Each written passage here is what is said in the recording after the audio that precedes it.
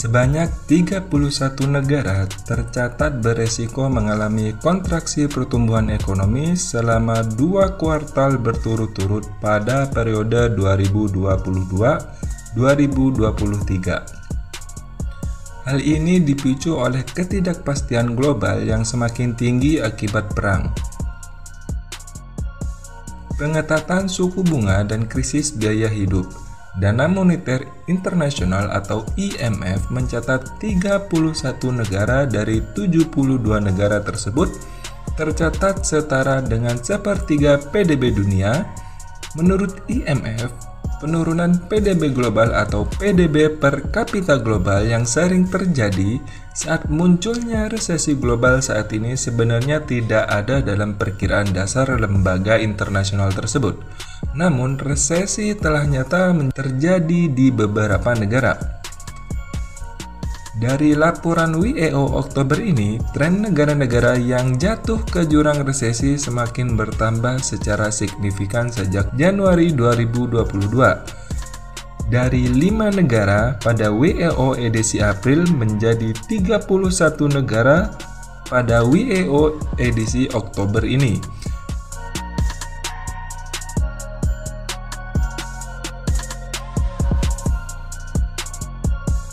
Kepala Ekonom IMF, Pierre Oliver, mengungkapkan 3 ekonomi terbesar yaitu Amerika, China, dan kawasan Euro akan mengalami tekanan. Di Amerika Serikat, pengetatan kondisi moneter dan keuangan akan memperlambat pertumbuhan hingga 1% pada tahun depan. Sementara itu, Cina diperkirakan hanya tumbuh sekitar 4,4% karena melemahnya sektor properti dan berlanjutnya lockdown. Perlambatan paling terasa di kawasan Euro, di mana krisis energi yang disebabkan oleh perang akan terus memakan korban hingga mengurangi pertumbuhan menjadi 0,5% pada tahun 2023. Dalam skenario IMF, menuturkan ada sekitar 1 dari 4 kemungkinan bahwa pertumbuhan global tahun depan bisa jatuh di bawah level terendah secara historis sebesar 2%. Dari daftar negara yang berpotensi karena terkena resesi, Indonesia tidak termasuk di dalamnya. IMF memperkirakan Indonesia masih akan tumbuh positif pada tahun depan sebesar 5%. Pertumbuhan 5% tersebut lebih tinggi dibandingkan negara maju lainnya seperti Amerika yang diperkirakan hanya tumbuh sekitar 1,6% pada tahun 2022 dan turun menjadi 1% pada tahun 2023. Kemudian Cina yang diyakini hanya akan tumbuh pada 3,2% pada 2022 dan 4,4% pada 2023. Indonesia Mission Chief Asia and Pacific Department IMF Cheng Ho Lim membenarkan bahwa pertumbuhan ekonomi Indonesia akan lebih tinggi dibandingkan negara lain.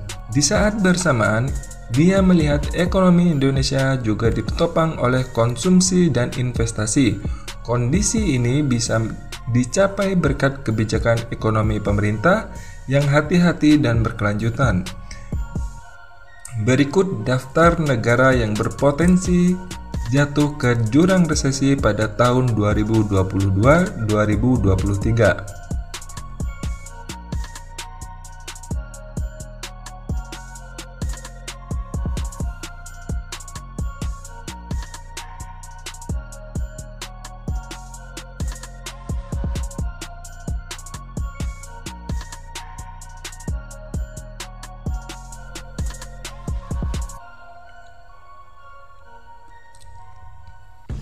Dana Moneter Internasional atau IMF memperkirakan pertumbuhan Indonesia akan mencapai 5% pada tahun 2023, lebih sedikit dari proyeksi awal IMF sebesar 5,2%.